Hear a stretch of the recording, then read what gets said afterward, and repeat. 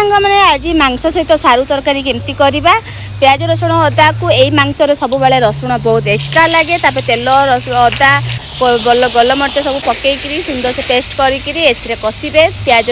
जहाँ जहाँ मसला देवा कथा आपण मैंने देवे तापर मांस को लेकिन भलसे नाड़े नाड़िकी टिके ढांकी रखिए ए पानी टोटाली देवेनि कहीं यहाँ हूँ देसी मांस से ऑटोमेटिकली पानी आपे आपे बाहर पानी देवाक पड़ेनि तापर सारू को जो काटिकी धोईकी रखो सारू को पकईकी ना केते सुंदर से नाड़ी देवे टिके कषि हो सारा